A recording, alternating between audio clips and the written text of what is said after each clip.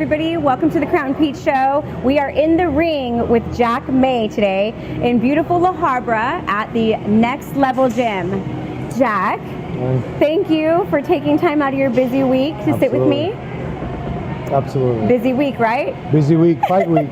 Yep. This is fight week. Saturday night. Okay, so before we start to talk about your fight coming up and everything that you do now, I want to know, where did you grow up? I grew up in Diamond Bar in Chino Hills. Okay. Yeah, went to junior high and high school in Chino Hills. Awesome.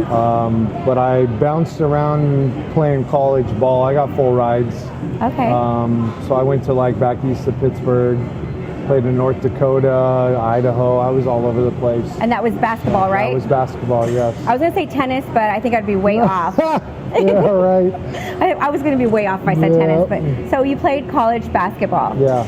Any NBA like dreams? So I played overseas, and then I played in the NBA Developmental League. Okay. Yeah, All NBA right. Summer League. So how do you go from stuff. playing college basketball to being an MMA fighter? Like I said, I bounced around. So when I said I went to Pittsburgh, I went to Duquesne University, and then College of Southern Idaho, University of Idaho, and North Dakota State. Went to 4 colleges all on a full ride scholarship. Nice. Right? Mm-hmm. I always got in fights. So my stays weren't very long. But I was just one of those guys, like, I don't know if I really like went looking for it, but like if we were out having a good time or whatever and something transpired. Yeah. You definitely handled it, right? Yeah, I wasn't shying away from it. I was game with getting it on. So were you a fighter like in elementary school too, or junior high? No. I think the first time I got suspended in high school when I, get in a fight, but shit, I'm 42, so that was like ages ago. We would in high school on like Friday after school, like if you wanted to, you would go to, like there was like a thing where you would go to a certain person's house and you would put gloves on and like a fight club. Yeah. Okay. And then the whole school started showing up and like flooding the streets and shit like that. And this was before social media. Oh yeah, they would shut it down and stuff. But like I was one of those guys that I'd go and get in the garage and you just put gloves on, and if it was a guy like your size athlete, just fought. So speaking of size, Jack, have you always been this big? Well, I've grown into it. I was always like I guess a bigger kid. Yeah. It's like bigger than your average, Yeah. And then high school, from my sophomore to my junior year, I sprouted. Okay. Just always been big, and I filled out, I guess you could say. I'm not like big and massive, but you're not scrawny. No, you're not lanky, like skinny. I have size to me, yeah. Yeah, so. You definitely have size to you. So you've always been a bigger kid, okay? Yes. So in these high school fights in the garage, were there kids your size there? Yeah, just because, you're like a football player or DN football player, something like that, So, you just basically kind of just matched up. It was grade and went for it. Or maybe not grade. Maybe you were like a freshman, you're fighting a senior. Yeah, I mean, shit, I don't think it really mattered. I don't know. I don't want to say like I've always gone looking for it, because I remember growing up, my dad would tell me, if you go looking for it, you'll find it. And always remember that there's someone always bigger and badder out there. Yeah. So I don't know if I would say I necessarily went looking for it, but when it came knocking on the door, I answered that motherfucker. Yeah. And you still are. Yeah. Okay. I think when I think it's pretty easy to say when I got into this. I come from a very rough upbringing, abusive family. With my father. Okay. A lot of rage in the beginning, and now, like, I'm just calm. Like, it's a job, you know what I mean? Yeah. I love doing it, but like that rage, that hate, where I would want to go out and hurt somebody. Now I have a family to provide for, and I'm good at it. But that rage is still there. I think you just harness it better. Yeah, learned how to channel it. Exactly. You know, so now use it to your advantage. Yeah. You know, Yeah. I love fighting. There's nothing that compares to getting in there and, you know, you got another trained professional that's all bad intentions trying to hurt you. Yeah. And roll the dice, and it's like a modern day gladiator. Absolutely. You know what I mean? Like if we were back in those Roman days, I probably would be in a Coliseum. I think so. I can picture that for sure. So. Okay, so from fighting in someone's garage, now you're playing basketball for colleges. Right. 4 full rides, 4. Right. Yeah. And you kept getting in fights, so it's almost like, you know, it's kind of calling your name. Yeah. So how did the MMA? So I lied my way into Eric Paulson's gym in Fullerton. You lied your way into? I lied my way in. You had to have experience, and I had street fighting experience. That's the kind of experience that you were supposed to have. So I had a hand-me-down pair of boxing gloves from my dad and a mouthpiece that didn't fit. And I actually did personal training. I trained a guy who had a cousin who was a professional fighter. He trained out of Eric Paulson's gym. Okay. We would get together on the weekends, me and the guy that I trained, and we would watch the UFC's Hooters or whatever, right? I could do that, you know, come on, how hard is it, you know? Just like everybody else thought. So I said, hey, can I get into the gym? And so the cousin asked his guy, and he said, come in Tuesdays and Thursdays, like at noon, sparring.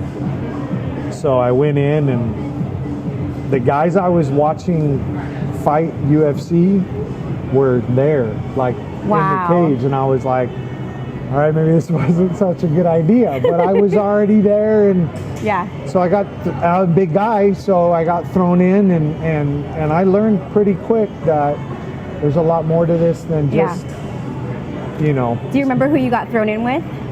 Rampage and Josh Barnett. Shut up. Babalu was there. Yeah, there was. How did that go, getting thrown in there? No, it didn't go good. Didn't go. And you know, everybody, the guys will tell you, you know, they didn't expect me to stay long, you know. And I've seen it throughout my career. A lot of people show up and say they want to fight. They want to do this, you know, and then you get in there and you have to you got to really do it. Yeah. Would you say it's a lifestyle? Like being an MMA fighter, it has to be a lifestyle, right? Fighter period. You have got to. I think early on in my career, I was training once a day, you know, for a couple hours, and I thought that's what it took to get. Yeah, just once a day. And no, it's 4 to 6 hours. Damn. You know, it's 2-3 times a day. It's the nutrition. It's the people that you surround yourself with. It's the women. It's drugs and alcohol. I mean, everything. You have to be. If you want to take it to that level. Yeah. You really got to be disciplined, right? For anything that comes your way. You have to invest into yourself. Yeah. And you have to take it serious. A lot of people die in a ring. People die in cage. Like, it's not something that you should take lightly. It's not a hobby. No. It is a lifestyle for sure. It's a lifestyle. And it's dangerous, but very few, I guess, take it, run with it, and then succeed. You know, I mean, I've done a lot in my career, fighting in the UFC and Bellator, fighting at Madison Square Garden and winning, and being at the Forum, like I told you earlier, winning, you know, being able to provide a life for my family. And again, it was just, I was watching it on TV, and you thought, I could do that. I could do this, you know. And you did do it. I did. Yeah. But yeah, I mean, that's like one of those stories. Because I know a lot of guys, they think they're going to get into it and they're going to fight and they're going to do it, and they don't ever amount to shit. Yeah. They don't ever get to the big stage. But they could go years of constantly training and being in the gym and then never seeing that. So what was that like, fighting at the Madison Square Garden and winning? For real, to be honest, it's like a surreal. I flew out there with my wife, and just being in New York and Manhattan and having the like being taken care of like at that height. Yeah. You know what I mean? Like it was being appreciated for what amazing. you do. You know, PFL was amazing to us, and when they announced the 12 heavyweights that were fighting for the PFL that season, there was one guy who was like, if I have to fight him, I hope I have to fight him at the end. Yeah. And when they announced the matchups, it was Josh Copeland, and I was like, motherfucker, out of all people. Yeah. Crazy story. I fight him at Madison Square Garden. I win by knockout. Right now, this day, he is one of my best friends. No way. Yeah. That's awesome. We sometimes when you share battle and blood and all that, blood, sweat, and tears, there's a mutual respect and camaraderie. I don't have it with everybody. Yeah. There are guys that I fought that I could fucking care less for right now still. Yeah. But just because their character and what they represent, you don't care for? Yeah. You could say whatever you want. At the end of the day, we're going to get in here and get it on. So, you know, some guys just, you know, it's a little too much, you know. Yeah, too personal, too far, right? Yeah, I've had people talk about my wife and my kids.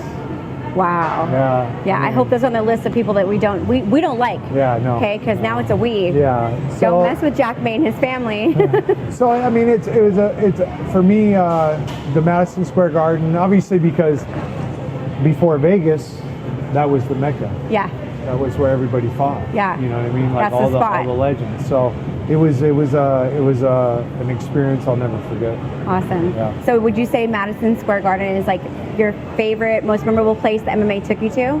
That or the Forum, just because of the history of the Forum. I remember growing up, my dad would take us to go watch the Lakers at the Forum. Yeah. You know what I mean? I was a little kid, and being a basketball player, college basketball, all that, that was special. So being able to go back to there and like, you know, my dad died of cancer, you know what I mean? Sorry to hear that. And thank you. But like, there was things that we did, and then when you can grow up and circle back around and be in an environment that you were in when you were a kid, and then I have kids now, so it's special. Yeah. So I would say Madison Square Garden, just because of the rich history, the Forum, being a SoCal boy, and going there and winning. Yeah, absolutely. Yeah. And feeling probably like your dad was there with you in that moment. Like that's just a real nostalgic, like all of those feelings in one. Yeah. Thank you for sharing that with me. No, absolutely. I appreciate it. Yeah. All right, so we go from the MMA, and now you're a boxer. Yeah. How did we go from MMA to being a boxer? I mean, let's call a spade. Like, I mean, most people know who Derek Lewis is in the UFC. He's the Black Beast. Hard hitter. Probably, I think, has the most knockout wins in the heavyweight division in the UFC. I fought him my UFC debut. Nice. He wrestled me. I'm a very powerful, high-class striker. I don't get the luxury of standing with many guys and trading with 4-ounce gloves on. They like to smother and wrestle me. So we take away wrestling. Yeah. And we just stand in and toe to toe. Yeah. Yeah. It took me long enough to do it, but my training partner and one of my really good friends and coaches that helps me, Alexander Flores, a phenomenal boxer, heavyweight boxer. Yeah. I've worked with him since 2016. We've always thrown it around. And I think it wasn't until like the last couple of MMA fights where it was just like wrestling, that's all it was. And I understand that is part of MMA. Yeah, the grappling on the floor. There's another sport, boxing, that we can eliminate all that. And obviously my strength is striking, my weakness is obviously wrestling in the ground. Okay. And I don't like being on the ground. I want to stand and trade. Yeah. That's what I like to do.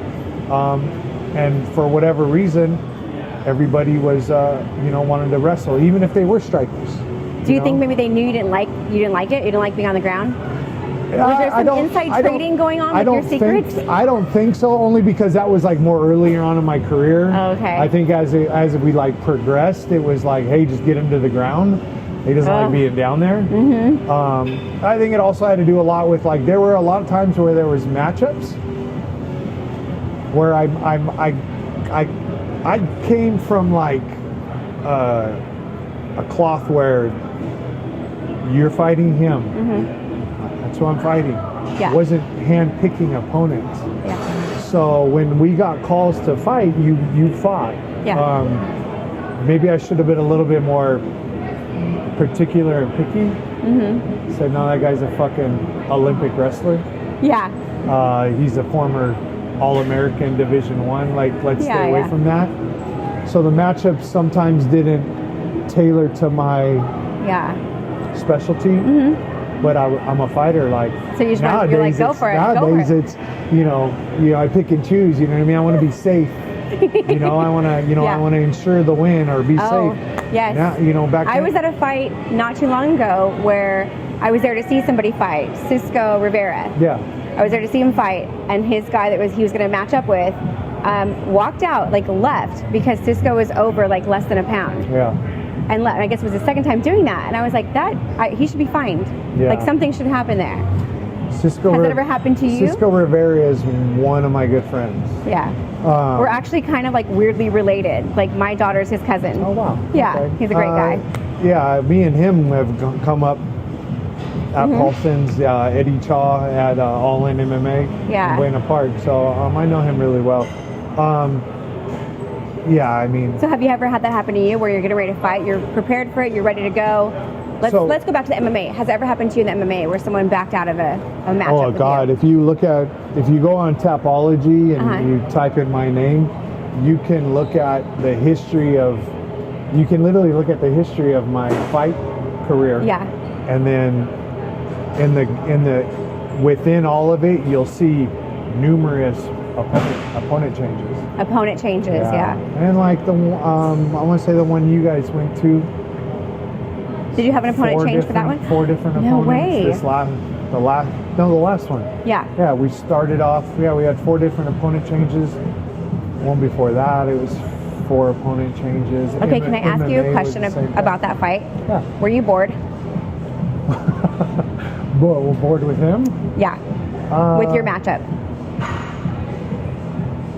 Again, 4 or 5 opponent changes. He wasn't who we wanted. Yeah. He wasn't the first one. It was like to the point where I have sponsors like that pay. So I have to fight. Yeah, regardless. And then I have tickets that I sell. Imagine selling 125 tickets and then going through and reimbursing, and it's a lot. Yeah. So 3 days before that fight, they said, hey, your opponent pulled out. So we have this guy. And I was like, I mean, I have to fight. Do I want to fight him? Yeah. No. Did he want to fight you? Did they show him a picture of you before they put him in that ring, Jack? I was there for that fight. I was like, run. I guess the thing is when you sign the contract, you know what you're getting yourself into. Yeah. At that point in time, I have a job to do. Yeah. I broke his jaw, and he was pretty fucked up. But not to boast or brag, but like I said, I got a job to do. Yeah. I have another question for you about that fight, because I was there ringside for that fight. Okay. Yeah. And these are questions I've been holding on to since that fight. Did you? And I'm not trying to get you to boast or anything. Do you think you hit him at your full capacity? Did I catch him like square? No. No. Okay, good. No. I knew it. No, but usually, I catch you square, I'll turn him out. Yeah. Like I'm gonna turn him out. He got rocked. Yeah, he did. But he stayed, and then I don't know if you saw, but like when the 10 count was over, and we continued on, the athletic commission that was in his corner came up to the ring and waved the fight off, but by that time I had dropped him again. Yeah. So I think that they visually saw that their fighter, which is good on their part, they saw that their fighter was visually his bell was rung. Yeah. Yeah. I said ding ding for him, but he didn't hear me. So maybe we shouldn't have him continue. Yeah. But like I said, I got a job to do. as a professional fighter who had 11 pro fights under his belt, you know what you're getting yourself into. Exactly. So, but I still want to know if he got a fucking picture of you before you got there. That's all I'm saying. With that, we're going to take a really quick break. Yeah. And you're either going to get to see the fight I'm talking about, or maybe even both. Maybe even a chunk of the fight that's coming up on the 26th, because this will air after Jack May's fight on the 26th. We'll be right back.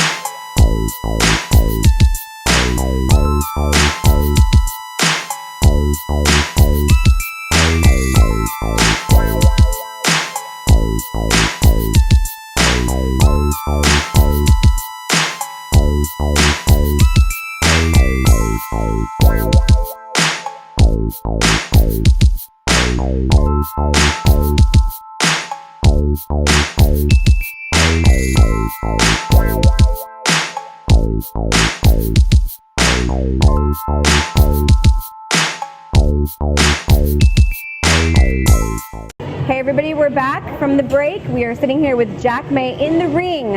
Jack, before we started the cameras, you said that there's a lot of what behind me? Blood. There's a lot of blood behind splatter. me. It's a lot of blood splatter behind me. Yeah, there's some leaky individuals that come in and spar. But none of your blood, right? No. No, None of your definitely blood. none of mine. Okay, so speaking of blood, we were comparing scars. What is the worst injury you have sustained since this combat fighting journey of yours? Two. I shattered my ulna in a fight at the Bellator, the Forum. Yeah. I was fortunate enough to win that fight. I mean, imagine like breaking your arm and losing. Yeah, that would suck. And you shattered that on his forehead, right? Yeah, on his forehead, on a hammer fist coming down. And then, so I've also fought bare knuckle. And in that fight, I got knocked out. I lost, and I tore my rotator cuff. Ugh. And so that injury, like I would probably say my shoulder was the worst, only because the immobility. Man, they cut you open, and it was bad. Yeah. It was bad. So injury to insult. Yeah. You So know? the recovery of that was worse, Yeah, correct? the recovery was bad. So let's with this one, I broke my arm. We went and partied all night. Right, I could feel something was wrong. We went and partied all night. I woke up the next morning, my arm was like twice the size. Oh. I went in, they gave me a huge steroid shot to reduce the swelling. The next day I actually went in to see a specialist, and they were like, your arm is thrashed. Wow. You need emergency surgery. Oh my gosh, that's really I bad. was like, all right. And the adrenaline probably is why you didn't really feel how. Yeah. So they did a plate and 6 screws. Now, the first procedure that they did, my body didn't take to the foreign graft that they put in. Yeah. The bones are supposed to form together. Yeah. My body didn't take to it. So after 3 months, hoping and praying and doing everything I was supposed to do, we went back in, and they were like, we're going to have to do this again. Oh. Well, I was scheduled to fight. I got cut and released from the UFC, fought for Bellator. I was set to fight on Dana White's Contender Series for my shot to get back in the UFC. Uh-huh. We went in, and I was informed that my arm wasn't healing and that I would need a second surgery. Because of the second surgery, I couldn't fight on the Contender Series. Yeah. So my shot of getting back into the UFC didn't happen. Because of that injury. Because of that injury. So they went back in, they took the plate and screws out, cut me open, took a piece of my bone from my hip and put it in, and then they fused together finally. That was another 7 months before I got back in the cage. Now, what is going on with you mentally during that? Because you are an active person, you are a fighter. It was dark. How did you get through that? I'll be honest. My family. I see a lot of guys like, I don't know, I don't think two things. I ain't got no bitch in me and I have no quit. You're kind of the same. That's just, That's just how I am. Because of the injury, I knew at some point in time there was going to be a healing process. So a lot of praying. I guess it was like you had the game plan, you had the floor plan, and you just had to see it through and just believe. And I did. I wasn't supposed to fight. It was funny. I wasn't supposed to fight. They told me you won't be back in the cage for a year. I was back in the cage in 7 months. Of course. Yeah. Of course. So, because they told you it was going to take a year. Yeah. So I can see it. Okay, so those two injuries are probably the worst. Yeah. How far apart were they? I want to say 2016 and 2019. Okay. Yeah. So this injury probably gave you experience as to what to expect. Do you know what I mean? In terms of being down. Yeah. And then I've had close friends that they've had the same injury and they've been fighters, so I've been able to through my experience help them, and you know what I mean. That's awesome. Injuries are just part of the business, part of the game. For sure. But I think it's one of those things where if you're lucky, you can kind of keep them to a minimum. Do either of those injuries affect you now, today, as a boxer? Hi. Sorry, that's my job. No. No? There's times where when I throw this one, I can feel. Yeah. But I don't think about it when I'm in there. Nice. But I had a really good doctor. That's awesome. And when he did the surgery, and I'm not the only fighter that has had this injury and the surgeries. Yeah. But he insured me the way he did it and the things that he did it with. You go back out there and do your thing. So, do you remember the first time you got in the ring as a professional boxer? A boxer. Yep. Yeah, we were in Mexico. Okay. Yeah. And who'd you fight? Oh. If you don't remember, that's okay. I don't remember his name. Look it up, you guys. Do your homework, okay? We can't do everything for you here. So, Mexico, right? It's Mexico. For me, you hear all the horror stories. And then we're going to Mexico to fight. We're going to TJ. And I was like, well, shit, this is going to be fun.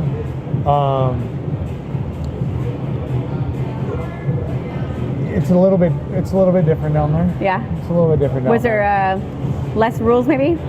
Less rules, less medicals. Yeah.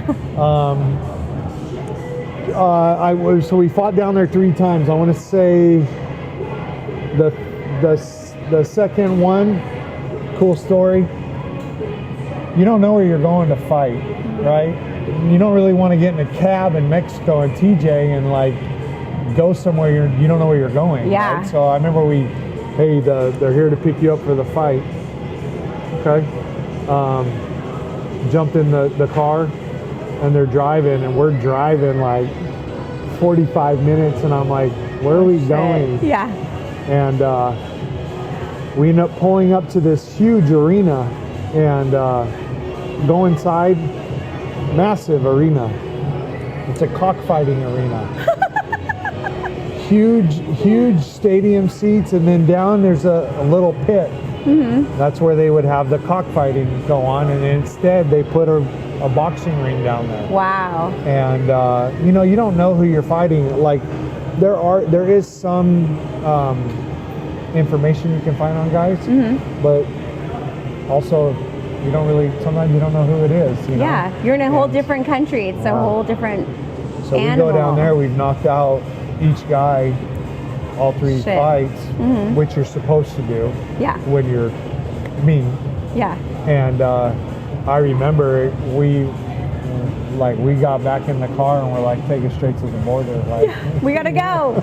We gotta go. Get the car. We gotta go. So okay, so your first time stepping in the ring as a professional boxer was in Mexico. Mexico. Were you guys before or after the cockfight? Yeah, right? I think they had that later. Okay. Yeah. I had we to didn't ask stick it. around.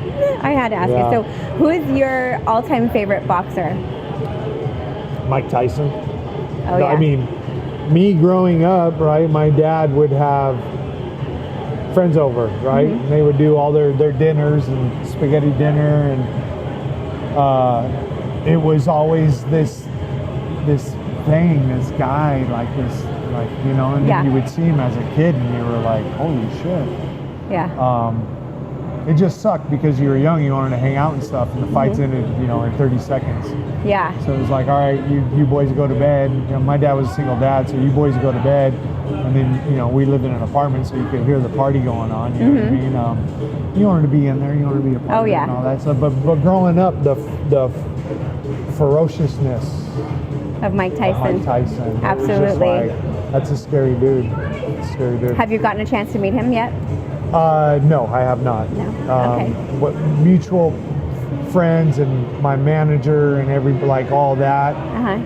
Stars have never aligned. Would it be a bucket list? Yeah, but Okay. I haven't had the and I'm not gonna sit here and lie. You know? Yeah. We'll just put that out in the universe that Mr. Jack May would love to meet Mike There you Tyson. go. Yeah, that'd be awesome. Okay, so that is your ultimate favorite fighter, boxer. Is there someone that you look forward to meeting in the ring? Whoever's gonna dance and I get paid the most. So anybody. Yeah. Anybody that's worthy and ready. Yeah. You know, I mean, obviously, I understand that there's levels. You know, and in boxing, you know, I'm still getting my feet wet. I mean, I'm only 6-0. You know what I mean? But I don't have the time. I'm a combat sports veteran. Have I fought K1 Grand Prix? Yes. UFC, Bellator, PFL, local shows. Yes. You know what I mean? Like I've been there, done that. But my thing is I like to strike. I know I'm good at it. I know I'm tough. I know I have the experience, the size, the athleticism. Yeah. So as far as like getting in there with someone that's high level in boxing, I wouldn't shy away from that because I have experience fighting. I know how to fight. Yeah. So I may be young in my boxing career, but not with the ring. Not getting on the mat with somebody. Do you still get nervous before you step into a fight? Yeah, and I think you need the nerves. I think just keeps you sharp. Yeah. You know, so. And how do you deal with those nerves? Or you just embrace them and use them? It's a great question. I think a lot of fighters can learn from this too. It's what you do with them, where you channel that energy. Yeah. Can it consume you and turn into negative, and can you doubt? Oh yeah. Yeah. Find confidence from your training, your preparation. I know I'm a bad motherfucker. Yeah. I have, like I said, I'm a big dude. You know what I mean? So when you're 6'8", 275, like that's not your average Joe. Yeah. You know what Definitely I mean? not. So I definitely I would get in there with anybody. You know? Yeah. You're confident. Paydays also, the money in boxing is different than the money. That's in motivation too, right there, Yeah. because you know it's going to take care of your family. Yeah. So on the side, you do personal training as well, correct? Yeah. Okay. How did you get into that, or just kind of like happened because you're like, screw it, I'm here, might as well train? So just being in the gym, I genuinely love working with people and teaching them. A lot of it is just, maybe it's like giving back in a sense. Having 2 young girls, so teaching women and youth self-defense. We live in a world that's not not safe. I know. And you hear about things all the time, and that's one of my biggest fears as a parent. So if I can, as a coach or mentor, give you as a mom and your daughter a sense of security and confidence, then people come to me, they want to lose weight. You want to get in shape. I'm a professional athlete. I'm not saying that I'm going to turn you into one or you have to train like me, but as a pro, I know the body and I know how to work with people, and you know what it takes. I know what it takes too, and I've been in the ringer, you know what I mean? I've been through the fire, so I'm not just like one of those like, oh, I saw some shit on YouTube and let me teach it to you. It's like I'm stealing your money, you know what I mean? So I want you to be able to leave here and know that you're walking out of Target, some wacko approaches you, trust in your training, and you feel confident, you know what to do to protect yourself for sure. It's better to know it and not need it than to need it and not know it. Yeah, I say that all the time. I always say it's better to have it and not need it than need it and not have it. Yeah, like a gun, you know? Yeah, I know. Carry I got a few. Gun. I got a few of them. But okay, I mean, who wouldn't want to be trained by you? You know, you have so much experience under your belt. Yeah. Not only as a garage fighter as a kid, basketball player, MMA fighter, bare knuckle. I didn't know that, Jack. We all had to start somewhere. Right, exactly. But no, so I got a call for bare knuckle. They wanted to do a heavyweight tournament, so it was 2 fights in one night. Wow.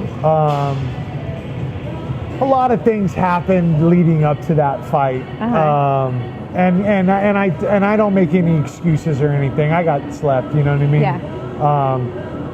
But I didn't know we were fighting in a pit, like blood sport. We trained for ropes or a cage. Yeah. When we got there was nothing. It was literally a pit. Wow.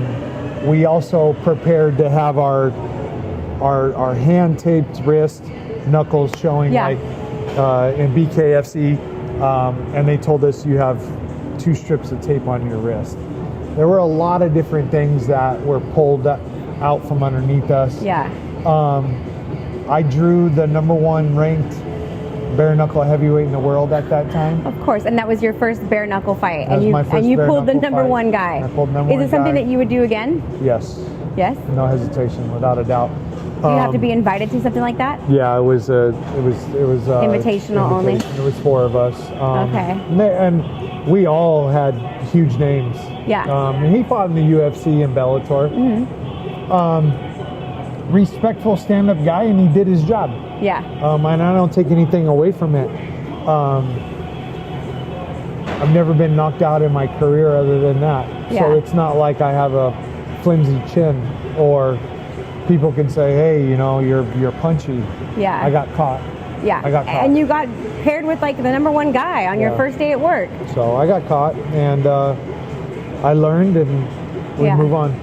Okay. So your fight on the 26th, I wish this was going to air before, but it's not. It's going to air after the 26th, so we'll be able to put some clips in there for you guys. What's after that? We fight, nobody knows this, so we fight November 18th. It's in Lake Elsinore at the Storm Stadium. Nice. I guess there's the San Diego Padres minor league affiliate team. Yeah. That's their stadium. It's a 8,000 capacity stadium. So I fight for the GBO heavyweight title. Nice. So, okay. Does the 26th fight affect that fight on the 28th? I mean, on the in November the 18th. I gotta go take care of business Saturday night, and then we'll go from there. Okay. And then we go from there. I have a couple. Like, I have a serious question for you. I really want to know what you think about this. How many ninjas would it take to take you down? Just a guesstimation. How many do you think? Little ninjas? They're ninjas, little ninjas. Quite a bit. Wait, do they have Chinese stars or not? I don't know. I don't know. Quite a bit. I love it. Quite a bit. You see 20 of them walking towards you. I know I'm gonna take a few of them with me. Yeah, take a couple of them down at least, right? Yeah. Who's your favorite Ninja Turtle? Michelangelo. Okay. Yeah. Listen, I got one brother, right? Biggest nerd. loves all that shit. Yeah. Me, sports. Sports? Okay. Yeah, it was sports. Favorite football team? Pittsburgh Steelers. All right. Yeah. Okay. Just I went to college out there, first 2 years of college. Like I told you, I grew up with an abusive father, so if I had 100 scholarship offers, it was like, where's the farthest away from my dad? Yeah, smart. I grew up poor. When you left I have a question for you, a personal one. When you left with those scholarships, did you have to leave your brother behind, or was he already out of the house? Well, my brother, I don't want to say this like in a bad way, you know what I mean? Yeah. But he didn't have it easy, and so he left and went to live with my mom. Okay. And got out of that environment. Okay, good. Yeah, and then you got to leave on a scholarship. And then I left on a scholarship. So everything happens for reasons. Yeah, I wouldn't have been able to go to college. We did not have money. So I took God's gift and I did something with it. So for a young boy that's probably watching this, or will see this on YouTube, what advice would you give him if he wanted to get into any of the many sports that Jack May has, taken on? I think what you should do is try as many as try them all. Yeah. I don't know about tennis, but try them all. Try them all and just see. Like, I mean, you're never gonna know until you try. Mm-hmm. But try. And then if you find, one or two and you're good at it, then run with it. Like, I mean, you're never going to know unless you go for it. I think parents these days try and live and push a little too hard through some. Maybe live through their children sometimes, yeah. Let the kids mature and grow and let them have fun like they're kids still. Yeah. You know what I mean? Like and my dad, I stopped playing basketball because my dad was so it was like his dream. Oh. It wasn't my dream. It was his dream. So he kind of killed that vibe for you. Oh man, I was like, I don't even want to play anymore. You know what I mean? And then maybe with the physical upbringing, the 4 different colleges. Yeah. I wasn't supposed to be a basketball player. I was supposed to be a fighter. Yeah. You know what I mean? So I think you're right where you're supposed to be right now. Yeah. As a boxer. Yeah. For sure. Thank you. Okay. So another question: have you ever been approached to be maybe a stuntman in a movie? Oh my God, I get asked all the time. Why aren't you in movies? Last week, there was a guy in here and he was like, "Dude, why haven't you ever done it? You have that look." And I was like, I don't Okay, know. why not then? Why haven't you? I don't Are you waiting for them to come knocking on your door? Well, there you go. Yeah. No, I don't know. I don't know the angle. I don't know what if I knew, I probably would. All right, we'll talk. Okay. I got you, Jack. I got you. Because you definitely do. You have the energy. And I'm not just talking about the physical energy. I'm talking about the charisma. Do you know what I mean? Yeah. And you stand out. I appreciate that. You know what I mean? For sure. So, I mean, you've got all this, great training behind you. It'll happen. If it's something that you want to do. I look like shit right now. No, you don't. Thursday is like my pamper day. So I can go to weigh-ins looking good, take off my shirt, do all that. Saturday, put on the show. What does your pampering look like? Do you get spray tanned? No. Tell the truth. This glow this is just from the backyard? This is just from the backyard. You're a liar. I do not believe in men. You should not get a spray tan. How dare you? Stop. No, I'll go get a haircut. I'll get a clean shave. I'll get a pedicure. Yeah. Okay. Yeah, I had my massage therapist come over today and massage me at my house. And so that's what pampering looks like. No tan spray, no spray tanning, just pedicure and massage. Listen, and a haircut. There's a picture flying around. I'm in the backyard. I got nothing on. Nothing. It's a sight to see. Absolutely nothing. I hope there's at least a few leaves. There's nothing. I'm just saying, there's nothing. for our safety. Okay. No, I've got my kids and the wife, and we sit out. I have a beautiful backyard. Awesome. I can tell this tan is amazing. Yeah, I like to sit out. Listen, the guy I thought I was telling you about, Josh Copeland, said. Tan fat, it looks better than white fat. Yes. So that is something that all of us girls have known. listen, since I'm not. It looks better darker. I'm not a 155 shredded individual. I'm 275. You know what I mean? I got a little love on me. So do you have a special diet you follow? Yeah, what you put in your body is like fuel for your car. You know what I mean? Like you expect it to perform at a high level, but you're feeding it shit. Yeah. Listen, do I like a good cheeseburger? Yeah, you know what I mean, in moderations. You know, how it's like, the way I put it is like, all right, so we're going into camp for like 6, 8, 10 weeks. You know what all that food tastes like already. Yeah. You've been there, done that. Yeah. So what is your cheat meal? Like your favorite, like?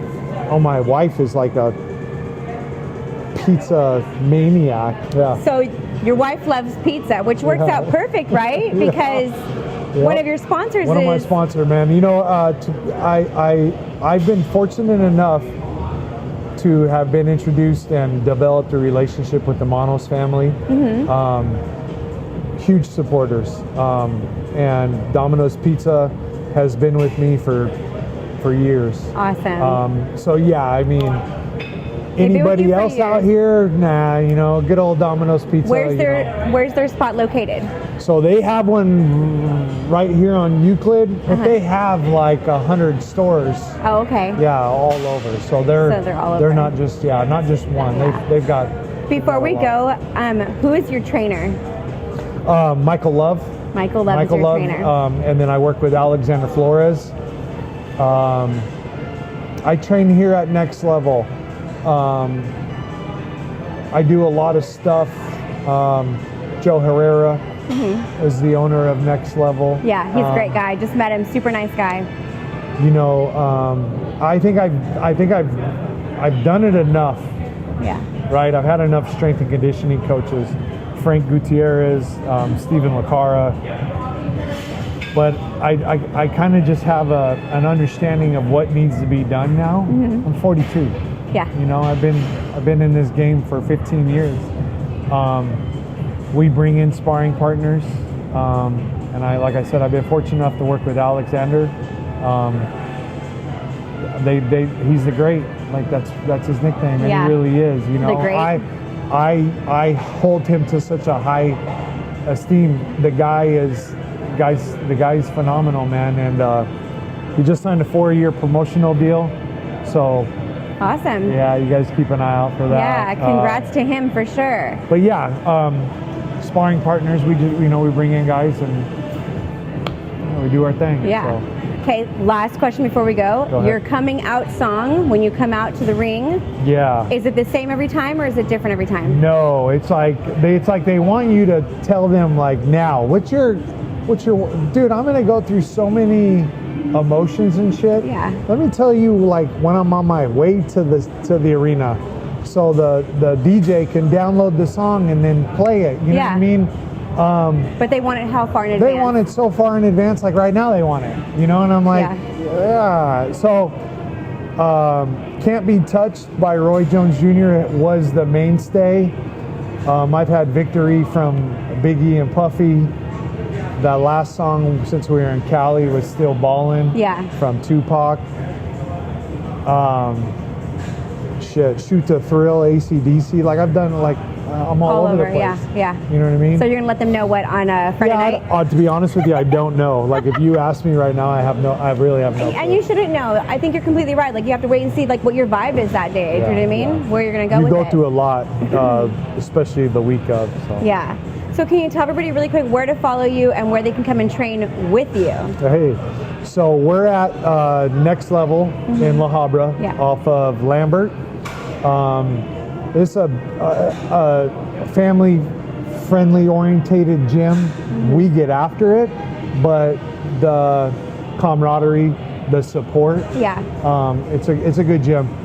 If you were to walk in, you see that there's boxing. Obviously, I've done kickboxing, MMA. CrossFit, boot camp, personal training. It's a one-stop shop. We got Doc upstairs with the Ignite Physio that does all the rehab and all that stuff. So, and then Instagram. Yeah, where can they follow you on Instagram and Facebook? Jack the Outlaw May. Jack the Outlaw May. Pretty simple. I don't do Twitter and all that shit. Yeah. I don't got time for it. Anybody got time for that? Facebook, like I don't even know why I'm on it. Okay, guys, that's it for us. We're in the ring with Jack May. Make sure you guys check him out on Instagram, Facebook. And if you want to run into me here at the gym with Jack, Next Level in La Habra off of Lambert. We'll see you guys next time. This has been the Crown Peach Show. Make sure you guys hit that like button, subscribe, leave us a message. And if you send me a message, keep it clean and keep it simple. Kiss it.